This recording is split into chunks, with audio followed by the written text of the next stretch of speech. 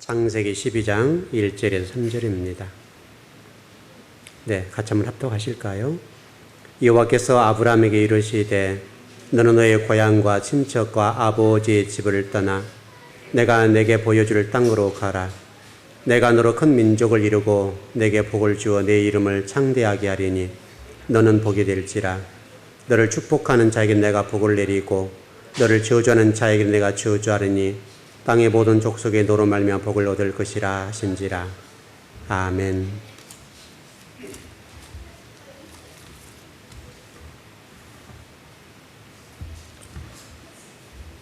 여러분들은 예수님을 믿는다는 게 뭔가요? 예수님을 믿는다는 것이 여러분 개인적으로는 뭐예요? 한번 생각을 해보세요. 나름대로 이런 생각들을 가지고 계실 거 대답을 하실 텐데 마음속으로. 제가 최근에 어느 좀 글을 읽었는데 아마 나중에 좀 설교하는 시간에 좀 제가 더 말씀을 드리겠습니다만은 어느 변호사신데요. 37년을 교회 다니셨습니다. 그럼 37년을 교회 다녔으면 많이 다녔죠? 그것도 우리나라에서 내노라라는 좀 큰 교회를 다니셨고 유명한 교회를 다녔습니다. 근데 그분이 이런 글을 써놨더라고요. 나는 37년 동안 교회를 다녔고 예수님을 믿었는데 예수님을 몰랐다. 예수님을 몰랐다는 거죠. 예수님이 어떤 분인지 예수님을 어떻게 믿는 건지 몰랐다. 신앙이 무엇인지를 몰랐다는 거거든요. 그래서 여러분 질문을 드리는 이유가 예수를 믿는다는 게 뭐냐? 이걸 물어보는 거예요. 그러니까 이 37년을 교회에 다녔던 변호사신데 이 변호사가 이제 복음을 깨달은 거예요. 이제 예수님 만난 거예요. 37년 동안 뭐를 배웠는가라고 물어보니까 상승을 지향하는 교회 안에서 교회에 오면 신분이 상승되고 헌금 받치면 복 받고 열심히 기도하면 하나님 앞에 뭐 이루어지는 복도 받고 이렇게 하면 이렇게 받고 저렇게 하면 저렇게 받고 했던 예수님을 믿었다는 거예요. 그러니까 이분이 알았던 예수님은 성경이 가르치고 있는 예수님과는 전혀 다른 예수를 믿은 거죠. 이게 지금 한국교회 보편적이에요. 한국교회의 보편적인 예수님을 믿는다는 게 뭐냐면 내가 교회에 와서 기도하고 여러분이 오늘 수요일 밤이니까 내가 수요일 이렇게 와서 예배 드리니까 하나님께서 내 사업장과 내 직장과 자녀들에게 복을 주시고 상승의 기회를 주시고 상승을 지향할 수 있도록 역사해 주실 것이다. 내 신분이 변화되고 물질의 복이 넘쳐나고 또 우리가 쉽게 해서 땅에서 복을 받고 이런 식이죠. 떡반죽거리의 복을 받고 이런 어떤 신명기 28장의 식의 복음으로 이해를 한 거죠. 그래서 이분이 최근에 글을 쓰면서 내가 37년 만에 예수를 만났다. 예수를 믿는다는 게 무엇인지를 인제 깨달았다. 머리가 똑똑한 분이 변호사면 똑똑하니까 여러분 잘 믿었겠죠. 잘못 가르쳐 줬으면. 근데 잘못 배워놓으니까 예수님을 믿는다는 게 뭔지를 모르는 거죠.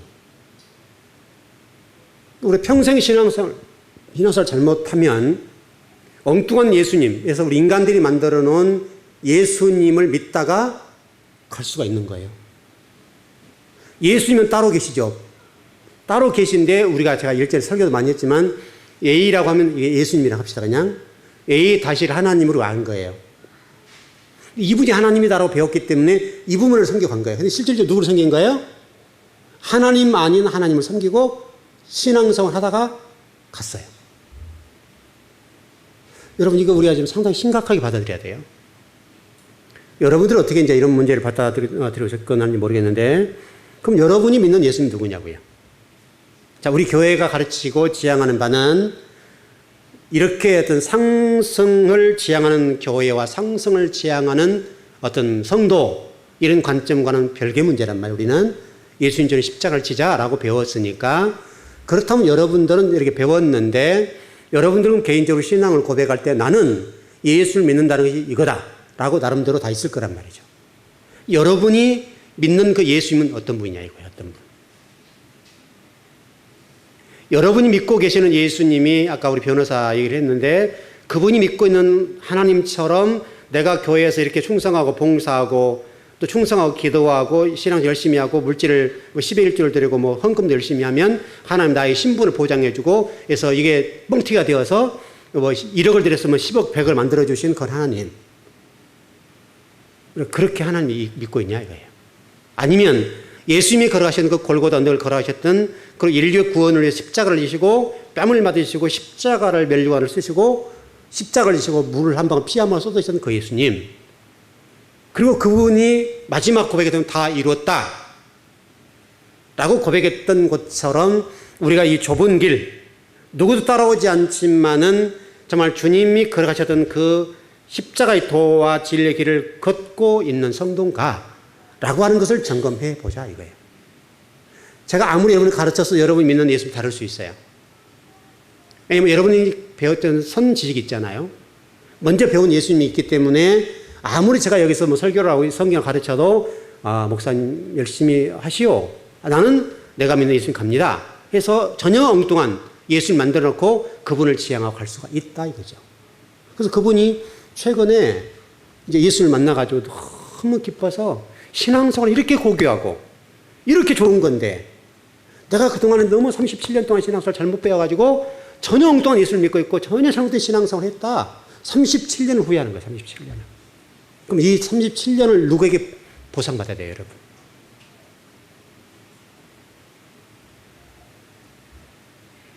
여러분 개인적으로 한번 이렇게 접근해 보세요. 잠깐과 영원 사이에 나는 지금 어느 쪽에 추가 기울어져 있는가? 하늘이 잠깐, 우리 사는 이 잠깐이라는 이 이생이라는 삶과 영원이라는 삶 속에 이렇게 두 축이 있다고 한다면 나는 지금 어느 쪽으로 내가 기울어져 있는 거예요. 영원이라고 하는 하나님 나라, 성경이 요구하는 신앙을 나는 지향하고 있는가? 아니면 37년 동안 변호사님이 잘못 가르침 받은 거죠. 잘못 가르침 받으니까 그것이 신앙생활인 줄 알고 열심히 했는데 이제 진리를 깨닫고 보니까 이게 잘못됐더라. 그럼 이런 분이 한두 분이겠냐 이거죠, 여러분. 이런 신앙생활을 하는 분이 한국교회 안에 한두 분이겠냐 이거죠. 상성을 지향하는 것으로 고지론을 얘기하고 내가 이렇게 하면 하나님 이렇게 주셔야 되고 저렇게 주셔야 되고 하는 그런 그릇된 신앙과를 배워가지고 그것이 신앙생활인 것처럼 배웠다가 37년 만에 복음을 깨닫는 거예요. 복음을. 진리를 깨닫는 거죠. 진리의 맛을 봐버렸어요. 그래서 이제 너무너무 신앙생활이 이렇게 귀하고 고귀한 것을 여러분 십자가의 도를 따라 걸어가는 그 길, 그것이 정말 고귀한 길이란 말이에요. 길. 예수님 말씀하시기는 이 길이요 진리요 생명이다.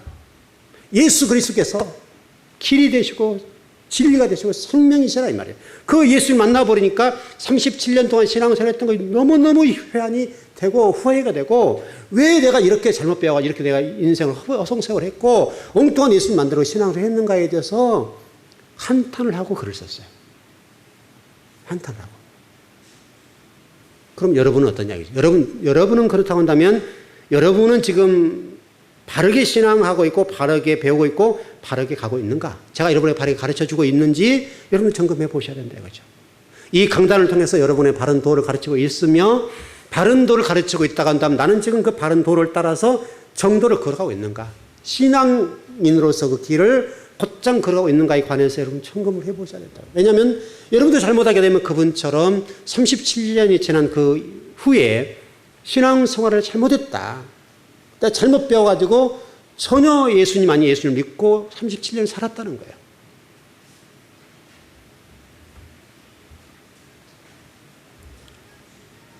여러분도 점검해 보세요.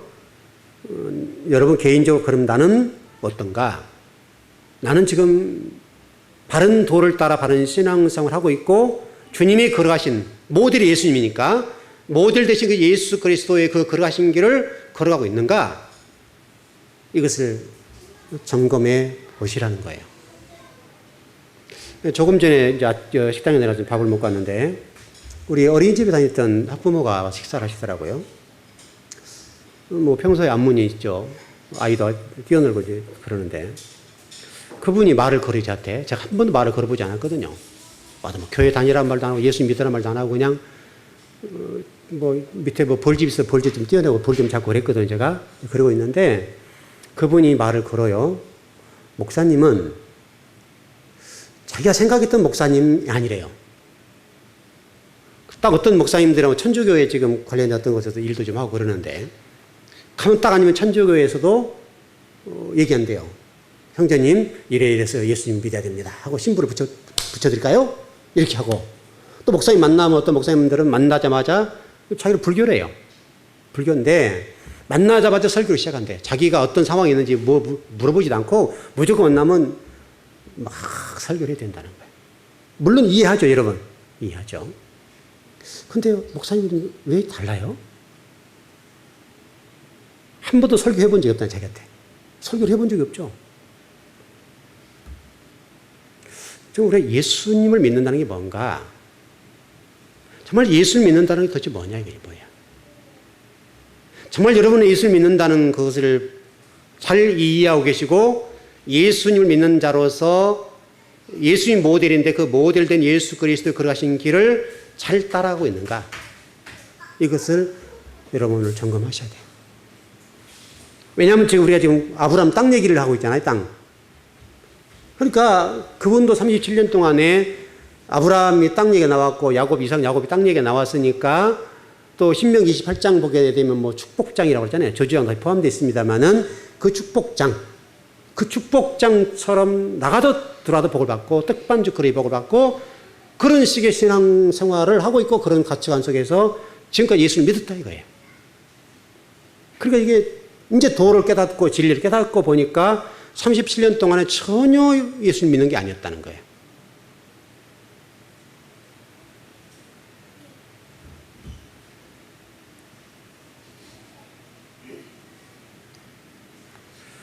여러분 그 가나안 땅을 통해서 말씀하신 것처럼 영원히 산다라고 말씀하셨고 영원히 산다는 말씀 속에 자 일전에지만 주의를 좀 설명을 드렸죠. 영원히 산다는 말이 가나안 땅에서 어느 누구든 침략을 당하거나 어려움을 당하거나 또 나를 빼앗기는 일이 없다 이런 말이 아니라겠다. 왜냐하면 실질적으로 역사로 증명되는 것처럼 바벨론 포로의 70년 동안의 생활과 또 남북이 나눠지는 사건과 그 다음에 디아스포라로 1900년, 2000년 가까이. 그러면 구약 시대와 지금 6천년을 본다 한다면 6천년의 역사 가운데에 3천년 이상 가까이 3천년 가까이를 나라를 잃고 디아스포라 좀 살았죠. 여러분 그뿐만 아니라 여러분 그 신약과 구약 시대 그런 것도 있고 그 다음에 사사시대 400년 역사도 있고 이렇게 보니까 또 그 다음에 애굽에서 400년 생활을 따져보면요. 실질적으로 구약 성경을 400년, 4천년을 본다면 4천년 역사 가운데 거의 3천년 가까이를 떠돌이 생활한 거예요. 영적 고통을 느끼면서. 그럼 여러분 영원히 산다는 그 다윗의 언약이라고 하는 것들이 과연 어떤 언약이냐 이거죠. 어떤 언약. 다윗의 언약이라고 하는 것과 아브라함과 이삭, 야곱에게 약속하셨던 이 땅이라고 하는 그것이 과연 성경이 말하는 정말 그 땅 그거냐 이거죠.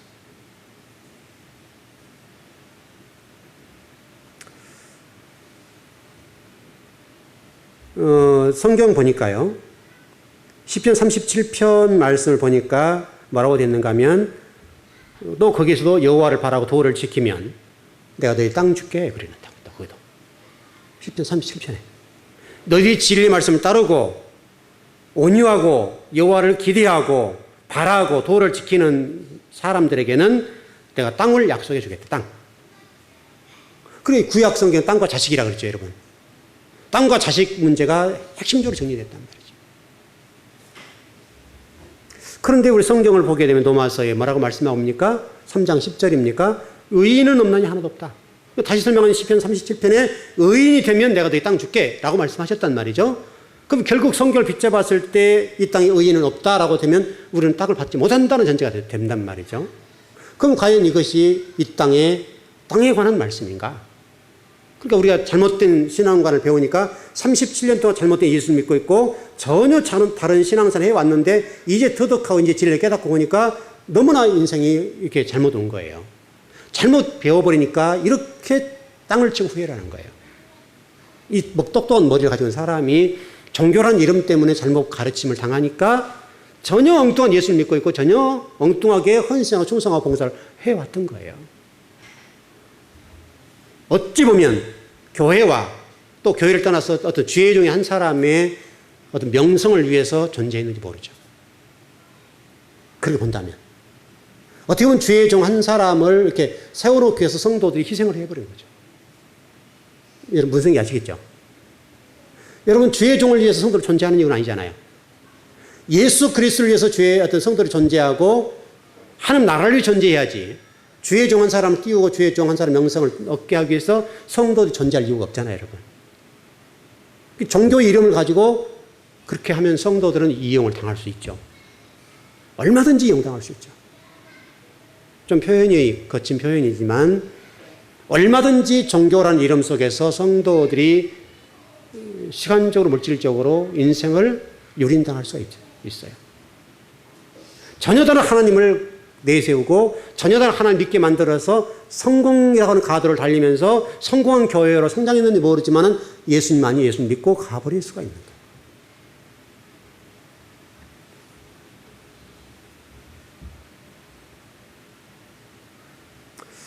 그렇다고 한다면 성경으로 좀 정리를 해봐야 되겠는데 구약 성경에 사는 백성들에게 주시겠다고 말씀하신 그 영원한 기업의 땅이라고 하는 것이 뭐냐? 그럼 성경이 답을 해줘야 될 거 아니에요, 여러분. 성경을 한번 찾아보시죠. 베드로전서 3장 13절입니다. 베드로후서 3장 13절.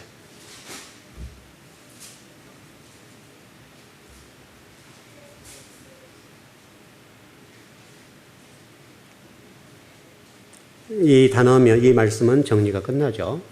베드로후서 3장 13절입니다. 자, 천천히 한번 찾아보시죠.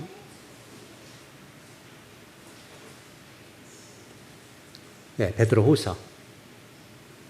베드로후서 좀 쉽지 않죠, 찾기가? 같이 넣으시고 그렇게 찾습니다. 이제 같이 한번 합독 시작.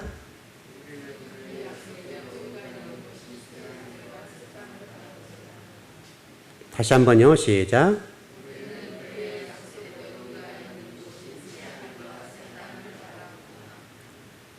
우리는 그의 약속대로 의에 거하는 바 새 하늘과 새 땅을 바라보도다 라고 말씀한 거 보면 약속대로 아브라함, 이삭, 야곱에게 약속했던 또 이스라엘 백성이 약속했던 땅의 문제를 얘기하고 있죠. 땅의 문제를 얘기하고 있는데 그 땅이 어떤 땅이라는 거예요? 새 하늘과 새 땅이라는 거예요. 정리되시죠? 아브라함과 이삭, 야곱에게도 이스라엘 백성들에게 약속하셨던 그 땅이라고 하는 것들을 여러분이 생각하는 이 땅이 아니라 새 하늘과 새 땅이라는 거예요. 새 하늘과 새 땅. 여러분, 이 땅은 임시적이잖아요. 영원한 땅, 새 땅, 새 하늘과 새 땅을 바라보도다. 그것이 약속된 언약된 땅이라는 거예요. 여러분, 그래야 좀 확실하잖아요, 여러분. 이 땅은 여러분 빼앗길 수도 없고 또 팔 수 있잖아요, 여러분. 여러분이 땅을 뭐 만평, 종로에 만평 가지고 있다 하더라도 뭐 종로가 굉장히 비싸죠. 그 땅을 가지고 있더라도 여러분 망하면 다 빼앗기죠. 여러분의 이름을 다 뭐 등기에 쓸지 모르지만은 그러나 여러분 잘못되면 그것은 빼앗깁니다. 그것은 내 땅이 아닙니다. 영원한 땅, 새 하늘과 새 땅만이 어떤 땅이라는 거예요? 약속된 영원한 땅이라는 거예요. 약속된. 아브라함과 이삭과 야곱에게 이스라엘 백성이 약속했던 그 영원한 땅이라고 하는 것이 새 하늘과 새 땅이라는 거예요. 그곳에 누가 계세요, 여러분? 그곳에 누가 계세요? 하나님 계시고 예수 그리스도 삼위일체 되신 하나님이 거기에 거하시잖아요. 더 구체적으로요. 요한계시록 21장 1절을 한번 보시죠.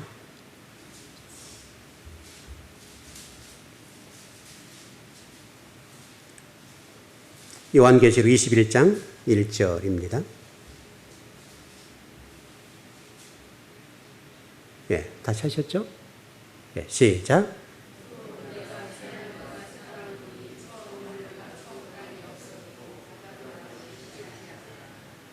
또 내가 새 하늘과 새 땅을 보니 처음 하늘과 처음 땅이 없어졌고 바다도 다시 있지 않더라.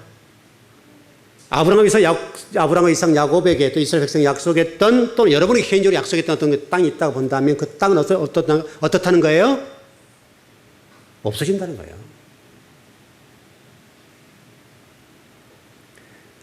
새 하늘과 새 땅을 봐버리니까 주님 오신 이후의 문제인데 처음 하늘과 처음 땅은 없어진다는 거예요. 없어진다. 곧 이 얘기는 우리가 성경에 얘기하고 있는 그 땅이라고 하는 것들이 우리가 생각하는 그런 땅이 아니라는 거예요. 새 하늘과 새 땅. 새 하늘과 새 땅을 얘기하는 것이지 우리가 잘못 이해하고 깨닫고 있는 그런 땅은 아니라는 거예요. 그것은 우리가 거처하는 거처에 불거쳐. 잠시 지나가는 거처에 거처.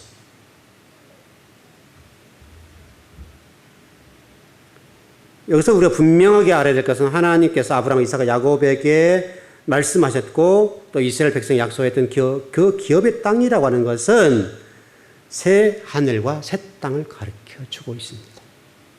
명확해졌죠? 아브라함과 이삭과 야곱에게 약속하셨던 그 기업이라고 하는 땅, 그냥 땅만은 우리가 지금 계급품을 좋아하는 그 땅, 그 땅이라고 하는 것이 새 하늘과 새 땅이라는 거예요. 여러분이 지금 제가 이번 주 설교도 그랬습니다만은 내가 무엇을 남길 것이냐, 무엇이 될 것이냐보다 중요한 것은 어떻게 살 것이냐, 어떻게. 남기고 여러분의 어떤 목적을 이루고 이런 중요한 그런 것은 그렇게 중요한 문제가 아니라고요. 중요한 것은 저와 여러분 하나님 나라를 위해서 어떻게 쓰임 받느냐, 하루를 살더라도 그렇게 쓰임 받고 가느냐 못 하느냐 문제가 중요한 문제지. 우리가 무엇이 되었다, 무엇을 명예를 얻었다. 여러분 그런 것은 그렇게 하나님이 귀하게 보지 않는다. 왜냐하면 지금 이 땅에 전 세계적으로 보면 여러분요, 우리 말고도 돈이 발에 치인 사람들이 너무나 많아요. 돈을 그냥 냄새나서 좀 그렇게 보는 사람들이 있단 말이에요. 너무너무 돈이 많아가지고 그냥 귀찮은 사람들이 많단 말이죠. 어떤 분은 하루에도 뭐 수천억을 벌던데, 수천억. 어떤 분은 감옥에 있는데도 불구하고 뭐 엄청나게 벌던데요. 우리나라에서도. 세계적인 기업가 같은 경우는 주식 한 번 사가지고 하루 만에 몇 천만을 벌더만, 몇 천억을. 하루에요, 하루에. 어떤 분은 감옥에 있는데 제가 배당받은 한 600억 정도 받는데 정확히는 모르겠어요. 어떤 100단위예요, 100억 단위. 100억 단위를 그냥 감옥에 있는데 벌고 있던데요. 우리나라 어떤 모 기업의 회장이. 그런 사람들이면 돈이요. 우리가 1억은 큰 돈이지만 그 사람들은 하루 전에 가서 술 한 잔 마시면 끝나는 거예요. 그 사람들 입장에서는. 우리는 1억이면 어마어마하게 큰 돈이잖아요. 근데 그 사람들한테는 1억, 10억 이런 것들은요, 우리가 껌 하나 사먹는 것밖에 안 되는 거예요. 근데 하나님이 그런 사람, 만약 돈이 필요하다면 그런 사람 써버리면 될 거 아니에요. 돈이 필요 없단 말이 아니라 오늘 공부를 하려고 하는 취지를 이해하시면 좋을 것 같아요. 그러니까 하나님께서 하나님 나라와 의를 위해서 필요한 사람을 세우실 건데 중요한 것은 여러분들이 뭐 땅과 뭐 물질을 많이 좋아지고 그것까지는 아니라요.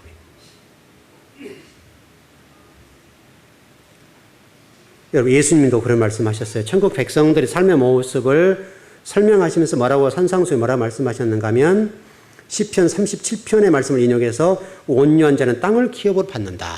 이렇게 말씀했단 말이죠.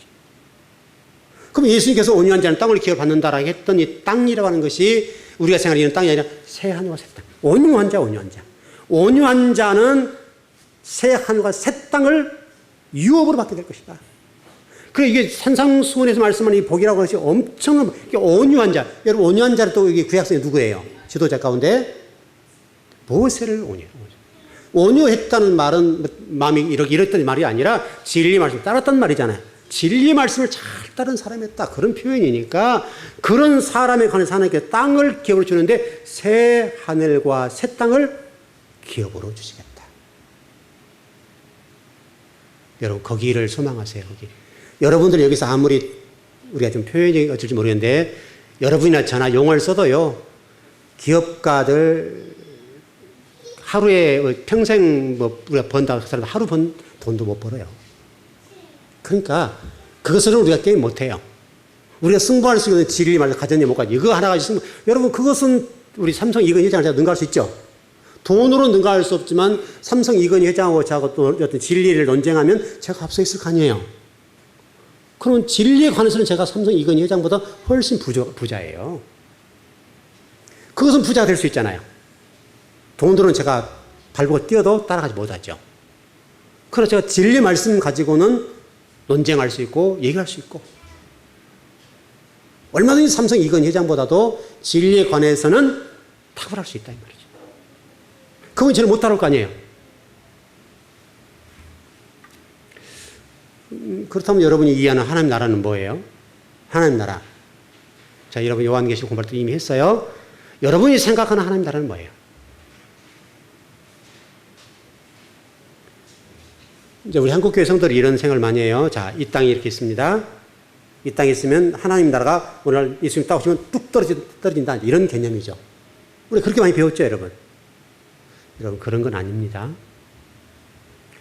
하나님 나라는 일단 신학적으로 정리해보면요. 하나님의 나라라고 하는 것은 공간적이거나 더 나가서 장소적인 개념은 아닙니다. 자, 창세기에서 가르쳤어요. 하나님의 나라는 하나님의 주권과 통치가 있는 장소가 하나님의 나라입니다. 여러분 이곳에 하나님의 주권과 통치가 있으면 이곳이 하나님의 나라인 거예요. 그래서 하나님 나라는 오고 있는 거예요. 지금 이미 와 있어요. 오고 있어요. 하나님 나라라고 하는 것은 저와 여러분이 진리의 말씀을 따라서 하나님 주권과 통치에 순종하면 그곳이 하나님 나라인 거예요. 어떤 공간적이거나 장소적인 어떤 것이 아니라는 거예요. 우리 자꾸 하나님 나라면 장소와 공간을 생각해요. 그러나 하나님의 나라는 공간적이거나 장소적인 개념이 아니라 하나님의 주권과 통치가 있는 그곳이 하나님의 나라예요. 그럼 하나님 나라가 이 땅에서 충분하게 실현될 수 있어요, 없어요? 충분히 있어요. 하나님의 주권과 통치를 인정하면 그곳이 하나님의 나라예요. 인간의 한계가 바로 여기에 있어요. 인간의 한계는 하나님 나라 딱 생각하면 먼저 공간적이고 장소예요, 장소.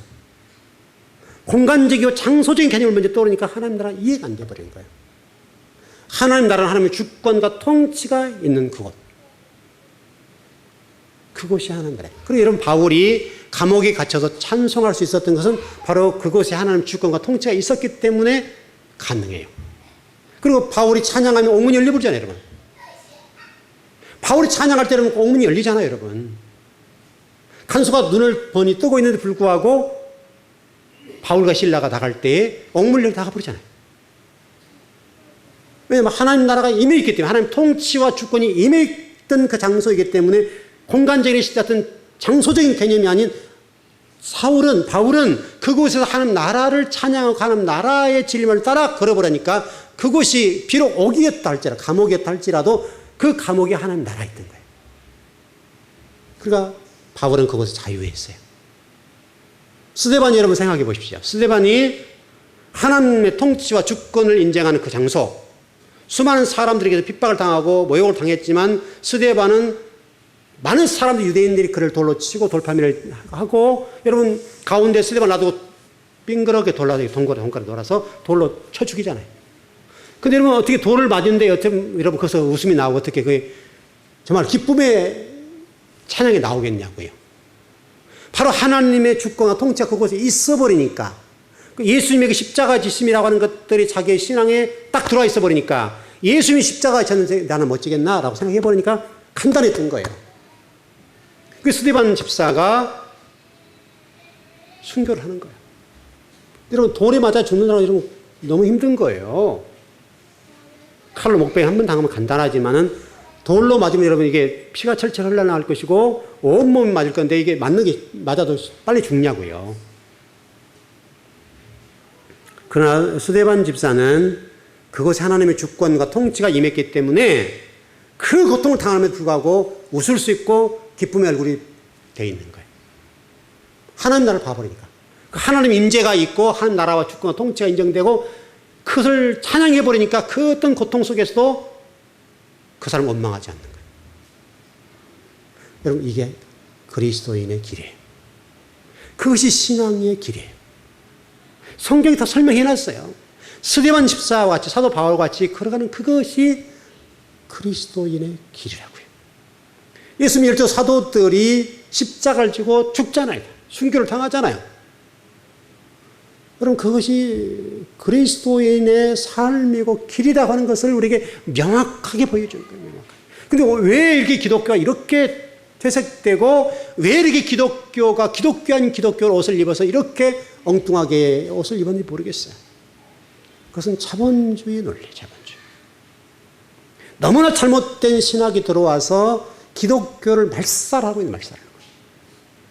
전혀 엉뚱한 기독교를 만들어버리니까 전혀 엉뚱한 신앙생활을 하고 있는 거예요. 그래서 교회 와서 복 달라고. 그럼 복을 안 주면 삐져요, 이제. 여러분, 신앙생활은 여러분 복 받는 거기에 있지 않아요. 설령 복을 받는다 하더라도 그 복이 여러분 개인의 영달을 위한 것은 아니에요. 하나님의 나라를 세우고 하나님의 백성들을 세우는 일. 거기에 우리 모든 초점을 둬야 돼요. 어제 동생이 저녁에 이제 고기를 갖고 왔는데요. 근데 저녁에 신앙생활 안 하니까 대화가 안 되잖아요. 대화가 안 되는데 어떻게 하다가 이제 그 대안학교가 조금 어떻게 약간 나왔어요. 뭐 깊이 나오지 않고 잠깐 나왔어요. 잠깐 나왔는데 하는 얘기가 완전 장사꾼식으로 얘기를 하는 거예요. 이제 돈이 좀 있으니까 좀 투자를 시켜볼까 했죠. 하여튼 투자를 할 테니까 얼마 주냐라는 이런 식이죠. 물론 이해되죠. 이해는 제가 그래서 교육사업은 돈 벌려고 하는 것 아니다. 어떻게 그럴 수가 있냐. 어떻게 그런 일이 가능하냐 이거예요. 그럼 대화가 돼야 안 돼요? 대화가 안 되죠. 대화가 안 돼. 그러니까 말아버렸어. 우리 성도 가운데 저하고 대화하면 잘 안 될 거야 아마. 목사님 무슨 놈 또 지금 그렇잖아요. 이렇게 바쁜 세상에 또 그것까지 또 교회에서 하려고 해가지고 이게 힘들게 말씀하실까. 목사님 그런 거 아니에요. 아마 우리 성도들 가운데도 그럴 거예요 아마. 전혀 이해를 못할 거예요. 동생하고 이야기가 너무너무 답답해요. 동생은 얼마나 답답했겠어요. 형이 하나 목사가 있는데 얼마나 답답한 얘기를 하고 있는 거예요. 그러니까 저도 그냥 답답해 죽겠어요. 지도 답답해 죽을 거 아니에요. 이번에 이제 벌써 한 집사님 같이 갔다 왔는데요. 제가 이제 사진을 찍어 왔어요. 멧돼지들이 와가지고요. 이 묘에 들어누워서 이게 일광욕을 하는 건지 묘가요, 엉망이에요, 엉망. 움푹짐푹하고 한쪽은 또 파버리고 파가지고요, 이게 잘못 빼나오게 생겼어요. 그렇게 파는. 그래서 이제 제가 벌초를 한 집사님 다 같이 하고 옆에는 흙을 갖다 붙였어요. 막 밟아놨어요. 제가 그 사진을 이제 밟은 것도 안 찍었거든요. 동생이 분명히 얘기할 것 같아요. 그래서 그걸 안 찍고 딱 파진 것만 찍었거든요. 그랬더니 하는 얘기가, 형, 흙 안 손댔지? 손댔으면부터 안 손대면 뭐 할래? 손대면 안 돼. 그때만 이제 그래서 나서, 야, 그거 쓰겄더냐? 내가 흙을 다 발라놨다. 그랬거든요. 했더니, 목상계도 괜찮겠네, 또. 이런 거예요. 여러분, 묘 하나도요, 믿지 않으면 손을 못 대는 거예요. 제가 그랬어요. 야, 너무 못 쓰겠더라. 좀 손 대야 되겠더라. 때라 좀 입히자. 그래서 내년 한식 때 하재요. 좋다. 그럼 해봐. 네가 추진해. 그래, 추진하라고 그랬어요. 맞게 일을 하죠. 제가 먼저 혼자 뒤집어 쓰잖아요, 또. 그래서 네가 좀 해봐라. 그렇게 맡겨놨어요. 그냥 볼천번 안 가서 지도 해야 할 거 아니에요. 여러분 믿는다는 게 얼마나 보게 묘요. 제가 손을 파다가 탁탁 붙여놨어요. 얼마나 자유하냐고, 이게 우리 믿는 것이. 동생은 흙을 못 손대는 거, 흙을. 그거 손대면 죽는 줄 알아요. 죽는 줄 알면 큰일 나는 거죠, 여러분. 귀신들이요, 그래요. 여러분, 하나님 나라는요, 우리가 생각하는 것처럼 그런 게 아니고, 하나님의 주권과 통치가 있는 그것이 하나님의 나라입니다. 중요한 얘기입니다, 여러분. 중요한 얘기. 여러분 하나님의 주권 통치를 인정하고 인생을 살아간다면 여러분 인생은 정말 복될 거예요. 여러분 있고 없고 문제를 떠나서 하나님 주권과 통치를 인정하고 하나님 나라와 의를 위해서 내 인생을 불사르게 내어놓고 그걸 위해서 올인하고 그 인생을 살아간다면 여러분 인생이 행복하겠어 안 하겠어요? 제가 막 꿈을 꾸는데 불행하다 그러겠습니까 여러분? 하나님 나라를 위해서 이와 같은 일을 좀 해보자 했을 때 제 가슴이 되게 뜨겁다고 했는데 행복하겠어요? 불행하겠어요? 행복하죠. 행복하죠. 하나님이 이것에 불을 넣어주시니까.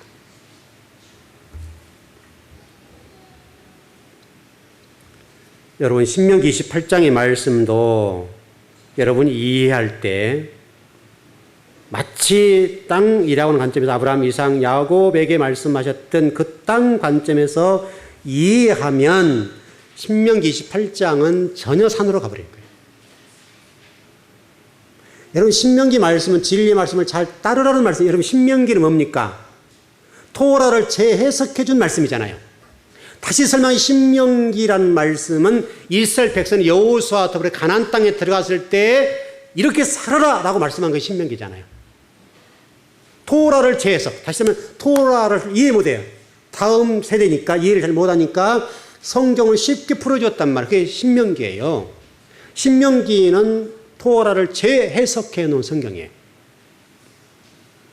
그럼 결국 토라라고 하는 것은 길이죠, 여러분, 길. 토라는 길이니까 진리의 말씀을 길을 따라가도록 가르쳐 준 거잖아요. 결국 가나안 땅에 들어가서 너희들이 진리의 말씀을 따라서 살아야 돼. 그 말이니까 거기에다가 너희들 이렇게 해서 땅에서 이렇게 하고 이렇게 하면 이렇게 복을 받고 그런 쪽에 메시지에 가겠냐 이 말이죠.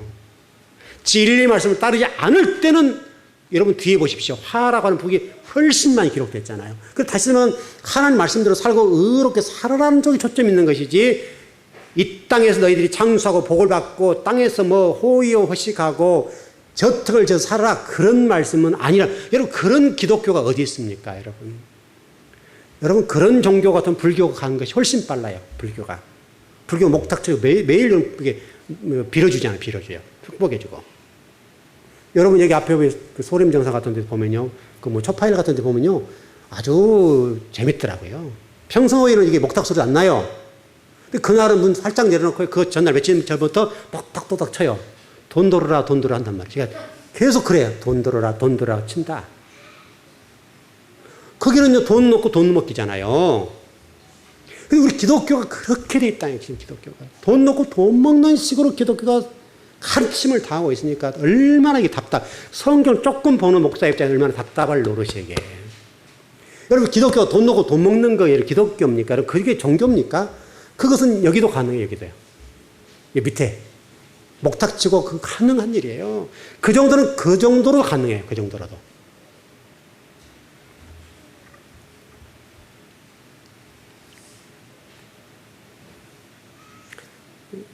이 땅의 복이 아니라 하늘의 복입니다.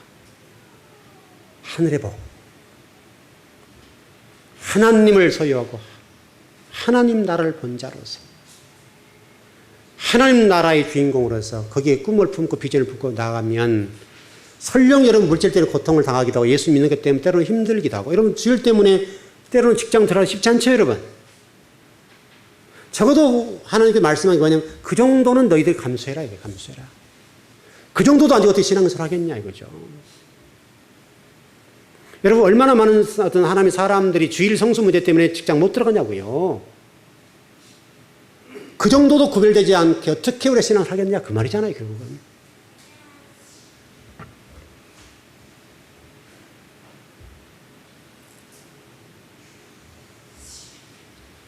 결론을 정리해 보시죠. 자, 다음 주에 금요일 날은 야베스의 복에 대해서 가르칠 거예요.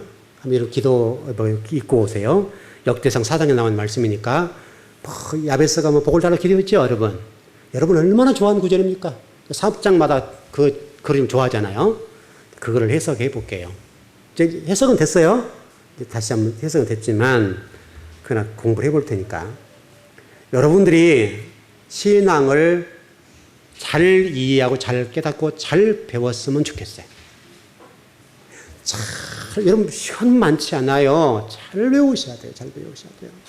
잘못 배워놓으면 전혀 엉뚱한 신앙생활 하다가 하나님 앞에 못 갈 수도 있어요. 제가 오늘 요한계시록 5장 지금 설교를 좀 준비하고 있는데요. 워낙 지금 날 더우니까 많이는 진도를 못 배우겠더라고요. 워낙 더우니까 오늘 A4 용지 5장 정도 설교를 준비했는데요. 공부하면서 준비하면서 설교를 준비했는데 이 사도 요한이 이 요한계시록 5장 5절에서 하나님 나라를 본 자로서요. 참 멋지게 고백하는 걸 봐요. 참 감동이 돼, 감동. 사도 요한이 정말 인을 떼는 이 성경의 인봉된 성경을 떼지 못하는 것 때문에 눈물을 철철철 흐르잖아요. 통곡을 하는 장면. 그래서 오늘 설교를 준비하면서 정말 우리 교회 성도들이 요한처럼 이렇게 진리의 말씀 때문에 통곡하는 성도가 있다면 좋겠다. 진리에 갈급해서 이렇게 통곡하고 진리를 들은 것 때문에 이렇게 통곡했으면 좋겠다. 제가 설교를 준비하면서 그런 마음이에요. 근데 요한은요, 분명하게 요한은 예수 그리스도 이 인을 뗀다는 걸 알고 있는데 불구하고 이 땅에 있는 성도들 가운데 인을 떼지 못하는 그것 때문에 통곡을 해요. 이 땅에 이 성경에 인봉된 것을 뗄 수 없다는 사실 때문에 통곡을 한다고. 그때 여러분 그 24장로 중에 한 사람이 울지 말라 다 이러잖아요. 그 장면을. 자, 오늘 설교를 준비했는데요. 좀 이제 마무리만 하면 되는데, 오전에 앞부분 몇 장 정리하고 좀 제가 또 하루 종일 또 다른 설교를 준비를 하다가 예배당에 왔는데요. 여러분 정말 여러분이 구원받는 백성으로서 진리를 잘 배우고 있다면 정말 좋을 것 같고요. 또 제가 잘 가르치는 목사라고 한다면 더 좋을 것 같아요. 정말 여러분이 진리를 제대로 배운다고 생각한다면 여러분 그 진리 때문에 행복했으면 좋겠습니다. 그 진리 때문에 여러분 정말 있고 없고 문제를 떠나서 물질적인 어떤 공고나 어려운 일이 있겠지만 그런 어떤 일이 매이지 말고 예수님과 하나님 나라 때문에 행복했으면 좋겠습니다. 그것과 비교할 수 없으니까. 예를 들어서 100이라고 본다고 한다면 우리가 100을 가졌는데 없는 것이 물질이 본다면 10이라고 봅시다. 그냥. 그럼 90이 크잖아요. 큰 90을 소유했게 되면 10은 가는 거예요. 묻어가는 거예요. 그것과 같은 거라 봐요. 진리를 가지면 여러분 이 90에서 90 이상을 가진 거라 보는 건데 그 조금 부족한 것들은 묻어가면 되는 거예요.